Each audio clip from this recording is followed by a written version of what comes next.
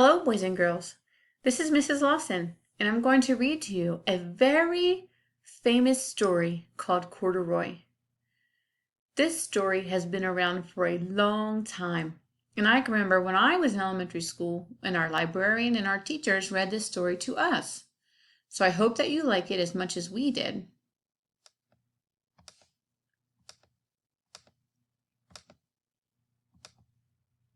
Corduroy is a bear who once lived in the toy department of a big store. Day after day he waited with all of the other animals and dolls for somebody to come along and take him home. The store was always filled with shoppers buying all sorts of things, but no one ever seemed to want a small bear in green overalls. Then one morning a little girl stopped and looked straight into Corduroy's bright eyes. "Oh, Mommy," she said, "look! There's the very bear I've always wanted." "Not today, dear," her mother sighed. "I've spent too much already. Besides, he doesn't look new. He lost the button to one of his shoulder straps." Corduroy watched them sadly as they walked away. "I didn't know I'd lost a button," he said to himself. "Tonight I'll go and see if I can find it."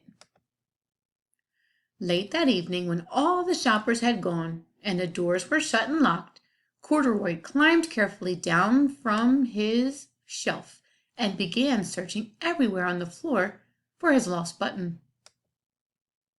Suddenly he felt the floor moving under him. Quite by accident, he had stepped onto an escalator, and up he went. Could this be a mountain? He wondered. I think I've always wanted to climb a mountain. He stepped off the escalator as it reached the next floor, and there, before his eyes, was a most amazing sight.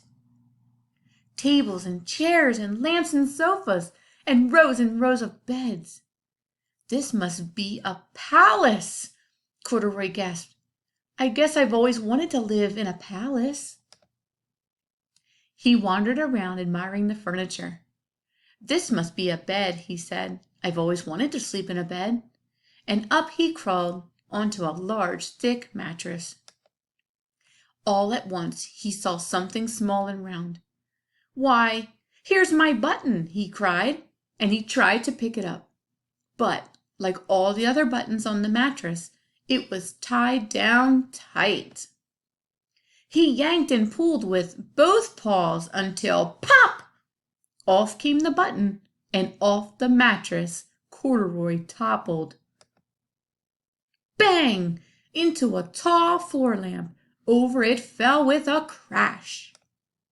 Corduroy didn't know it, but there was someone else awake in the store. The night watchman was going his rounds on the floor above. When he heard the crash, he came dashing down the escalator.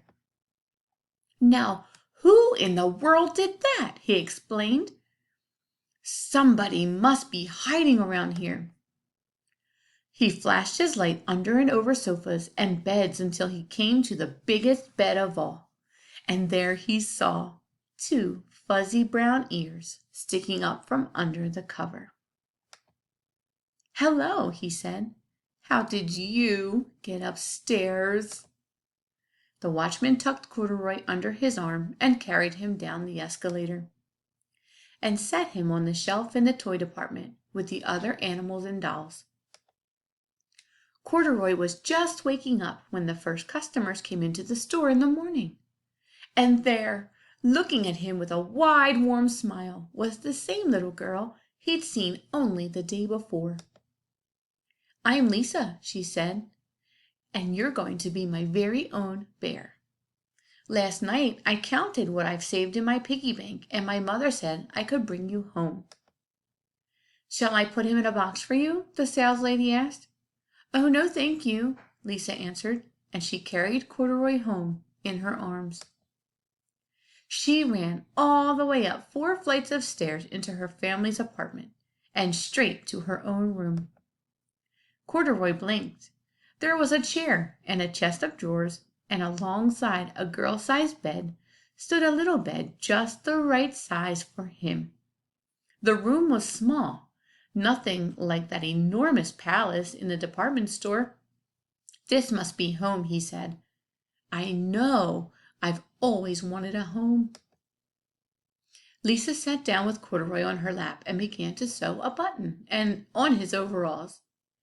"I like you the way you are," she said, "but you'll be more comfortable with your shoulder strap fastened." "You must be a friend," said Corduroy. "I've always wanted a friend." "Me too," said Lisa, and gave him a big hug. The end.